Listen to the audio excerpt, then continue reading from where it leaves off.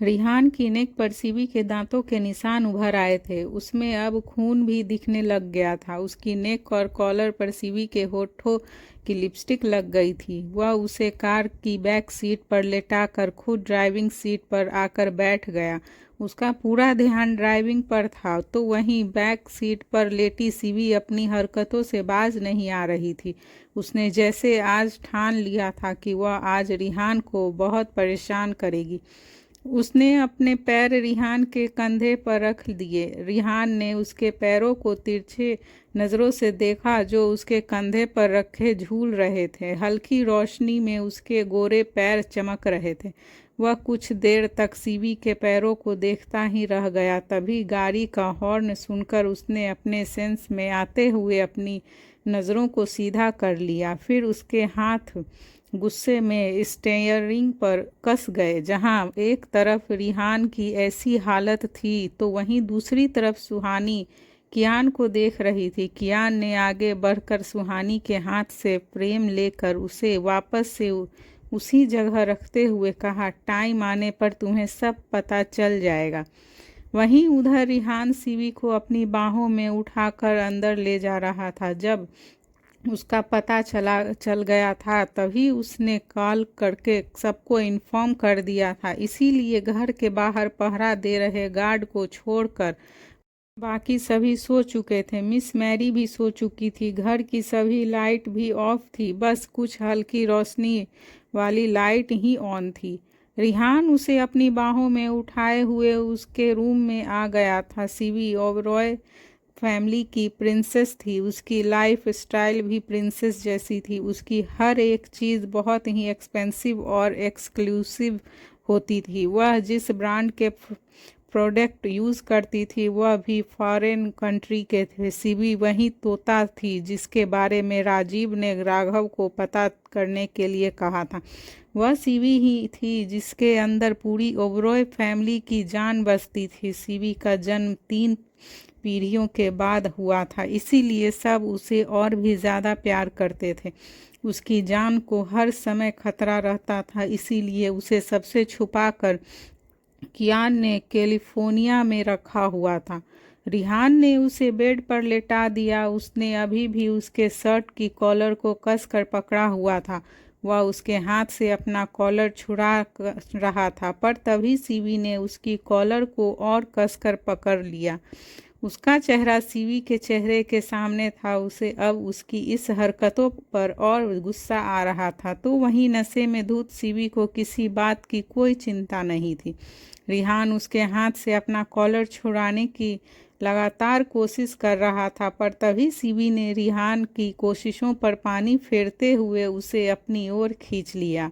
वह उसके इस एक्शन के लिए तैयार नहीं था, इसीलिए सीवी के अचानक खींचने से वह उसके ऊपर आ गया और उसके होठों के बीच जो फासला था वह अब मिट गया। रिहान के होठ उसके होठ पर आकर स्टेबल हो गए थे। एक बार फिर उसे जोर का झटका लगा। उसके लिए वह किसी इलेक्ट्रॉनिक शॉक जैसी थी।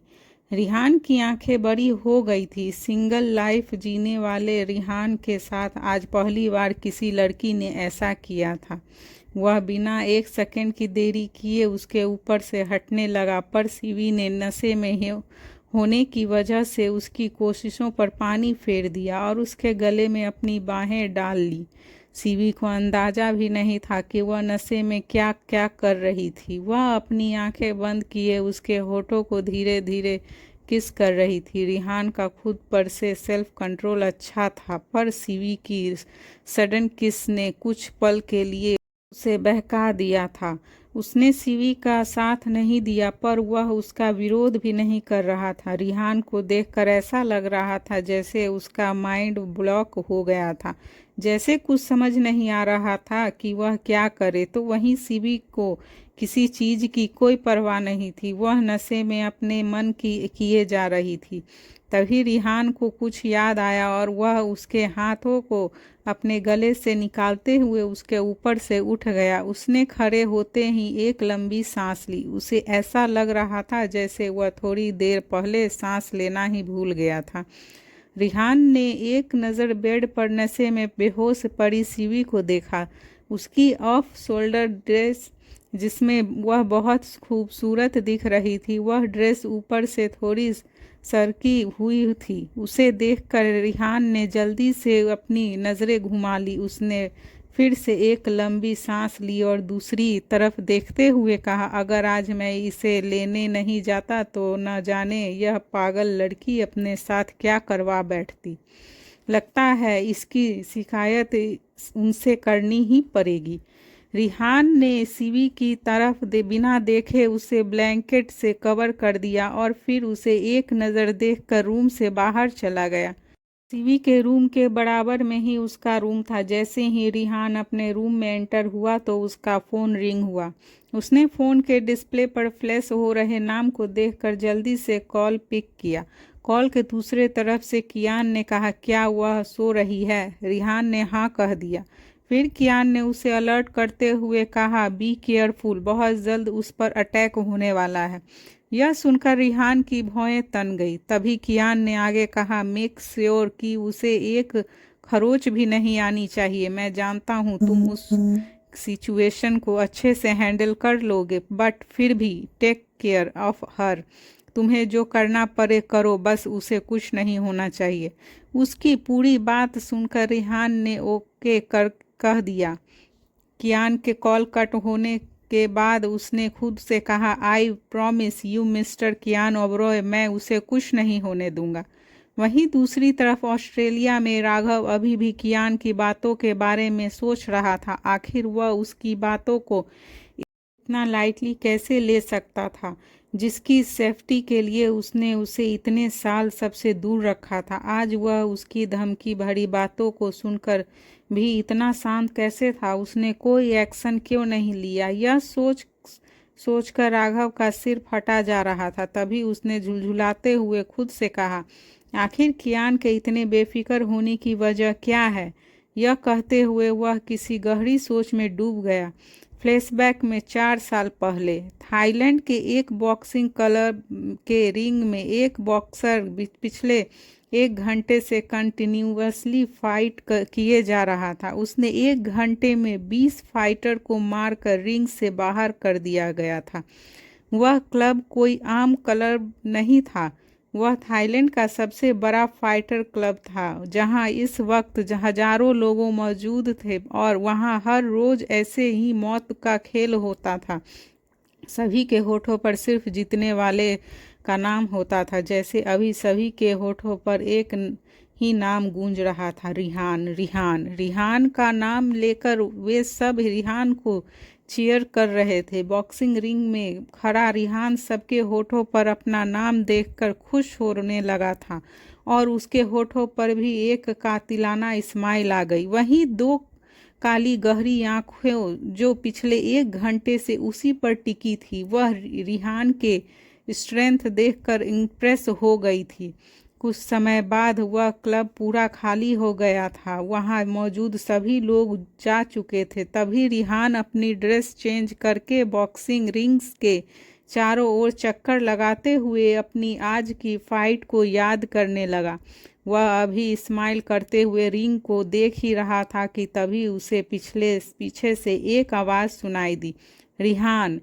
पीछे मुड़कर देखने लगा। तभी एक शख्स जिसकी पर्सनैलिटी और ओरा का कोई जवाब नहीं था, वह अंधेरे से निकलकर रोशनी में आया तो रिहान के सामने आकर खड़ा हो गया।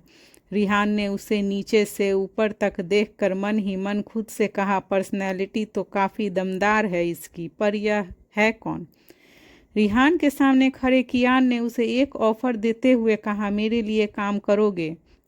रिहान ने उसकी बात सुनकर होठों को तिरछा करके उसे एक सरकास्टिक स्माइल देते हुए कहा, मैं थाईलैंड का बादशाह हूँ और मैं किसी के लिए काम करूँ हो ही नहीं सकता। मैं अपनी मर्जी का मालिक हूँ और मुझ पर कोई और अपनी मर्जी चलाए यह मैं होने नहीं दे सकता। उसकी बात सुनकर कियान ने भी उसे तिरछी स्माइल करते हुए एक अजीब सा लुक दिया, जिसे देखकर उसे ऐसा लगा जैसे कियान उसके ऊपर हंस रहा है। और तभी उसने गुस्से में अपनी भौहें सिकुड़ाते हुए कियान से कहा, तुम मुझ पर हंस रहे हो, क्यों क्यों हंस रहे हो? कियान ने उसकी बात पर कहा, मैं तुम पर नहीं, तुमने जो गलतफहमी पाल रखी है उस पर हंस रहा हूँ। रिहान ने उसकी बात सुनकर उसे एक लुक दिया। कियान ने उसका इशारा समझते हुए उसे कहा, यह कभी मत सोचना कि तुम्हें कोई हरा नहीं सकता। यह दुनिया बहुत बड़ी है और यहाँ एक से बढ़कर एक टैलेंटेड लोग रहते हैं। तभी उसकी बात को बीच में काटते हुए रिहान ने कहा, तो फिर ले आओ उस टैलेंटेड को जो मुझे इस रिंग में हरा सके। यह कहते हुए उसने रिंग की तरफ अपनी उंगली से इशारा किया। उसकी बात पर कियान ने उसे एक डेविल लुक देते हुए कहा, तुम्हें हराने के लिए किसी और को लाने की क्या ज़रूरत है? फिर उसका इशारा समझते हुए रिहान ने कहा, सीरियसली तुम यह चाहते हो? देख लो, तुमने मेरी फाइट देखी है, फिर बाद में मत कहना कि मैंने तुम्हें वार्न नहीं किया था। तुम रिंग के अंदर मर भी सकते हो। उसकी एरोगेंट भरी बात पर कियान ने कहा, हार और जीत का फैसला रिंग के अंदर जाकर ही पता चलेगा। कियान की बात पर रिहान ने फिर से उसे एक तिरछी स्माइल देते हुए कहा, एंजॉय योर विश। थोड़ी ही देर में वे दोनों ही बॉक्सिंग रिंग में स्टर्स और हाथ में ग्लव्स पहने एक दूसरे के सामने खड़े थे। वे दोनों ही बहुत ज़्यादा चार्मिंग और डैशिंग लग रहे थे।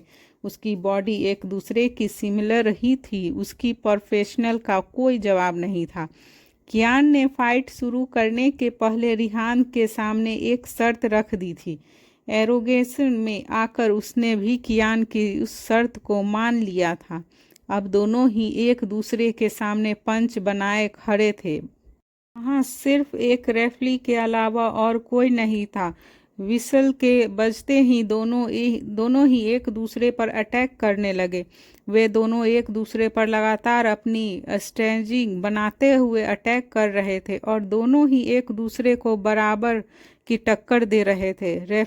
रेफरी भी समझ नहीं पा रहा था कि आखिर उन दोनों में से कौन जीतेगा। वह भी बिना अपनी पलकें झपकाए उस धमाकेदार फाइट को देख रहा था जहां दो शेर एक दूसरे से लड़ रहे थे।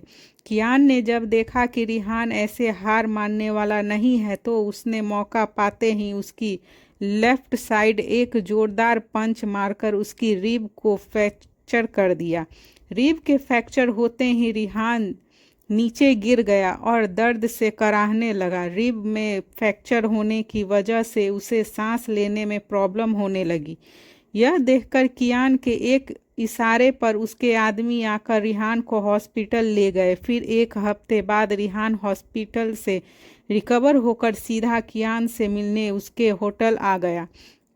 कियान राजा की तरह सोफे पर बैठा था। वह रिहान को अपने सामने देखकर सरप्राइज हो गया था। तभी उसने उठकर उसके सामने खड़े होते हुए उससे हाथ मिलाया। रिहान ने हाथ मिलाते हुए उससे कहा, तो आज से मैं अपनी आज़ादी आपको सौंपता हूँ। आज से मैं आपका आदमी हूँ। आप जो चाहे मुझसे करवा सकते हैं। मैं मिस्टर कियान ओबरॉय। उसकी बात सुनकर कियान ने उससे एक डेविल स्माइल दी और उसे एक एनवेलप देते हुए कहा, तुम्हें इसका ख्याल रखना है। इसका बॉडीगार्ड बनकर हर समय तुम्हें इसके साथ रहना है। क्या तुम यह कर पाओगे? रिहान ने सीवी की फोटो को देखते हुए कहा, बट यह है कौन? कियान ने पीछे पलटकर उसे देखते हुए कहा, जान है मेरी।